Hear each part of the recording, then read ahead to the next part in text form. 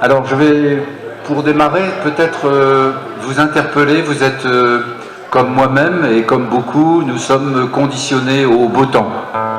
Le beau temps nous semble effectivement le Graal, ce vers quoi nous devons toujours tendre, et ce qui nous rend en général très malheureux quand eh bien, il fait mauvais temps. Et il y a tous les soirs où à la radio ou à la télévision, eh bien, il y a des gourous qui nous vendent régulièrement le beau temps et nous désespèrent du mauvais temps, surtout quand on est au nord de la Loire. Et pourtant, le mauvais temps, c'est l'occasion de belles rencontres.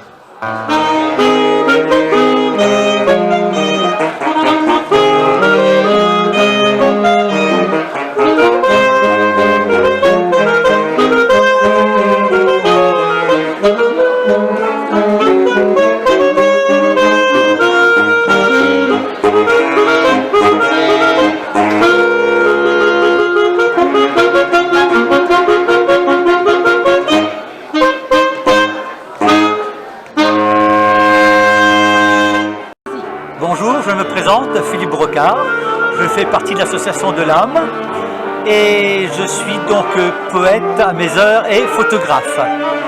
J'ai publié depuis quelques années 2 livrets que j'ai intitulés donc Poésie Image 1 et Poésie Image 2. Alors ces livrets, appelés donc Poésie Image, ce sont des poésies que j'ai écrites au fur et à mesure et que je mets donc en scène avec des photos. Concernant les photos, tout dépend du temps qu'il fait dehors déjà, parce que pour prendre des animaux, il faut quand même qu'il ne pleuve pas, c'est quand même plus pratique. Ce sont des heures d'attente, cachées, masquées dans la forêt, dans la prairie, en attente d'un animal qui se présente. Autrement, selon mes voyages, les vacances, je prends les photos des lieux, celles qui me semblent me plaire le plus. Venise. Accoudé au parapet, je me noie dans un canal oublié. En cette fin d'après-midi, l'eau s'étale en une nappe d'huile. Une gondole noire, vernissée, effleurant ce goudron liquide, glisse lentement, sans aucun sillage, silencieuse, comme un esprit maléfique. Ce miroir vert noir ondule très faiblement, de peur d'engloutir les palais d'un autre temps, aux frontons dignes, aux ocres pastels d'une richesse évanouie. Et l'œil se perd dans les rangées des fines colonnes fragiles comme du Murano et les arcades où ne passent plus les blondes vénitiennes. Les statues des pinacles s'élancent sur un fond de ciel bleu. Ces visions inversées doublent faussement la grandeur de Venise. Ce trompe-l'œil est bientôt troublé par une onde lointaine qui nous avertit du mirage et découpe les murs de 1000 lamelles.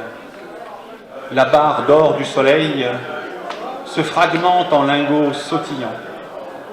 Les assauts des vagues, toujours recommencés, usent les pierres frangées d'algues dans un clapot assourdi. Merci. Et maintenant, mon collègue va vous donner une vue très personnelle de la vie des animaux. Je lui donne la parole.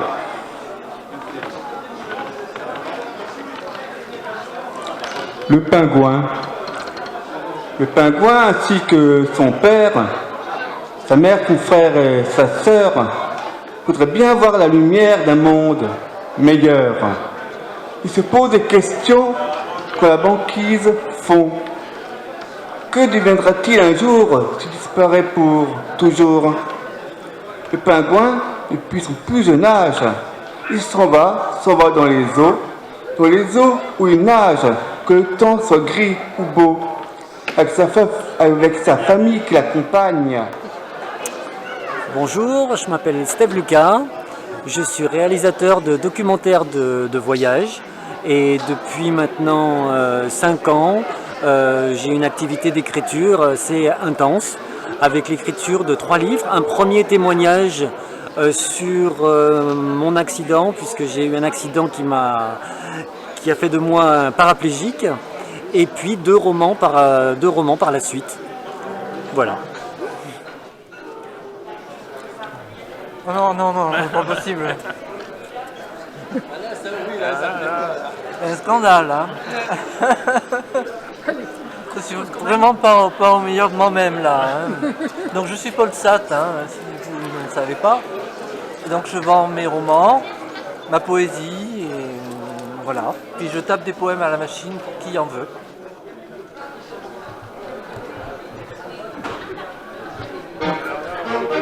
Le stand d'Animatie sans Animatie, qui est derrière la caméra.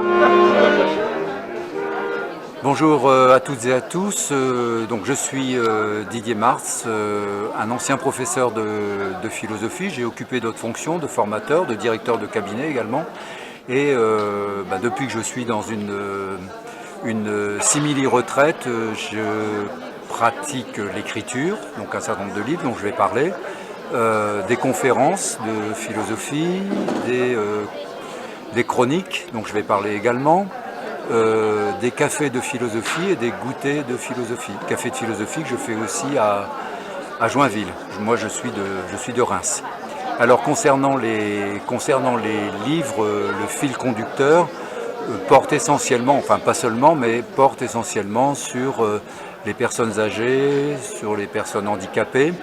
Et en septembre sort un livre chez RS qui s'appelle « Vieillir comme le bon vin ». Là, c'est un livre collectif que nous avons dirigé avec Michel Billet. Sinon, nous avons donc les chroniques que j'ai rassemblées dans un recueil, dans un livre, qui s'appelle « Chronique philosophique de la vie ordinaire, ainsi va le monde ». Alors c'est peut-être un peu prétentieux de dire comment va le monde, mais enfin c'est l'intitulé de mes chroniques que j'ai tenues sur différentes radios. Un livre qui s'appelle « La tyrannie du bien vieillir », écrit avec Michel Billet. Dépendance quand tu nous tiens, La lumière noire du suicide, écrit avec Hélène Genet, Vivre quand le corps fout le camp. Vous voyez, donc il y a quand même un fil conducteur entre ces différents.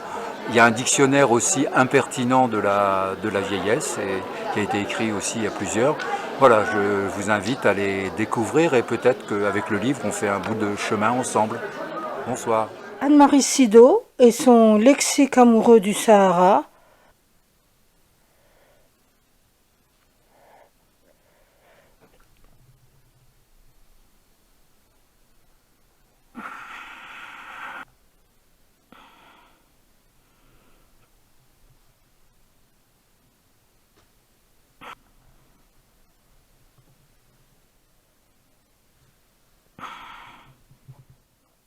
Très content d'être à Joinville.